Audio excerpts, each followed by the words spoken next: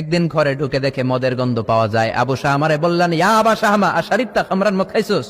কয় না আব্বা, শারিবতু নাবিজ, আর নাবিজ খেয়েছি। খেয়াল রাখবেন, মদ হারাম, মদ খেলে আসিবেন, কিন্তু নাবিজ খাওয়া হালাল। নাবিজ হচ্ছে আরব দেশেরা খায়, সাদা দুধের মধ্যে রাতে শক্ত খুরমা যদি 5টা ফেলে রাখেন, সকালে ওইটা দেখবেন দুধের রং আর সাদা নাই, খুরমার রস টেনে দুধটা লাল হয়ে গেছে। এটা খেলে স্বাস্থ্যের জন্য আরব দেশে খুব ভালো, কিন্তু এটা রাতে ভিজাইলে সকালেই খাইতে হবে। এটা যদি 3 দিন রেখে দেন, 4 দিন রেখে দেন, এটা তারির মতো মদ হয়ে যাবে, মাতলামি হবে, খাওয়া যাবে না। ওমরের ছেলে ওই মজাটা নেয়ার জন্য 4 দিন ভিজায় রাখছে, তারপরে নাবিজ নামক মদ খেয়েছে।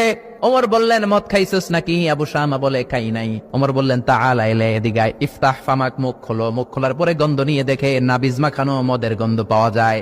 কোনো কথা নাই, কলারটা ধরলেন, টানতে টানতে মসজিদে নববীর বারান্দার পিলারে নিয়ে বাঁধলেন। জোরে আযান হলো, নামাজ পড়লেন, নামাজের পরে সালাম ফিরালেন।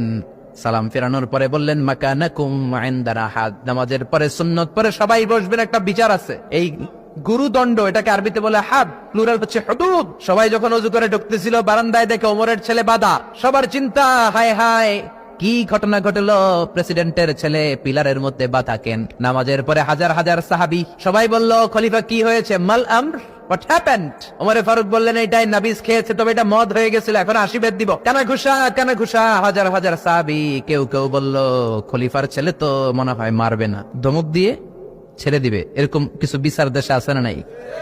মিলায় দেয়, ঘুষ খাইয়া ছাইরা দেয়। এমপির পোলা হইলে 7 খুন মাফ, চিল্লা এখন ঠিক না? কেউ বলে না, ওমর সারার পাত্র না, তবে 80টা মারবে না, 40টা দিবে অ্যাটলিস্ট। কয়টা? ওমর ফারুক চেয়ারে বসলেন, হাজার হাজার মানুষ, পিনপতন নীরবতা। জল্লাদরে বললেন, হাতি জিলদ মিন বাইতুল মাল, বাইতুল মালের ঘর থেকে খেজুর গাছের চামড়া দিয়ে বানানো বড় সাইজের একটা চাবুক আন, সবচেয়ে বড় টানবি। সবচেয়ে বড় টানা হলো। এবার ওমর ফারুক বললেন, ইবদা বিসমিল্লাহ, শুরু কর আল্লাহর নামে। তাই দেন ওমর ফারুকের সামনে দাঁড়িয়ে জল্লাদ মারবে 80টা বাড়ি।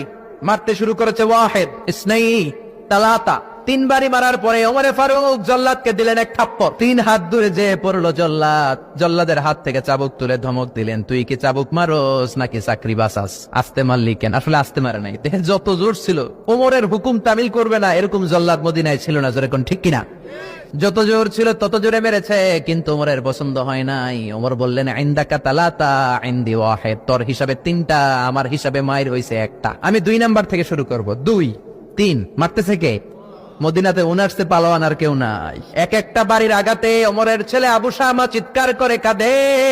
এক একটা বাড়িতে চামড়া ছিঁড়ে যায়, রক্তগুলো ছোপ ছোপ করে নববীর দেয়ালের মধ্যে লাগে। ছোট্ট ছেলেটা ডেকে বলে, আব্বা আমারে মাফ করে দাও, আর জীবনে মদ খাবো না। সাইয়েদনা ওমরের পাষাণ হৃদয় নরম হয় না, কারণ আসাদ্দুহুম ফি আমরিল্লাহি ওমর।